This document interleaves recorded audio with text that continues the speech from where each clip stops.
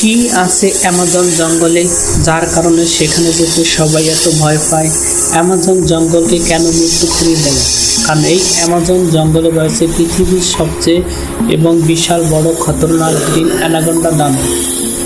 এই অ্যামাজন জঙ্গল এতটা রহস্য এবং ভয়ানক যে এখানে বাংলাদেশের মতো 36টা দেশ মিলে অনায়াসে গভীরে লুকিয়ে যাবে। অ্যামাজন জঙ্গলকে কেন রানী করতে হবে? কারণ এই অ্যামাজন জঙ্গলে যতটা প্রকৃতি এবং সৌন্দর্য রয়েছে তার চেয়ে এই অ্যামাজন জঙ্গলে ভয়ানক চিত্র রয়েছে।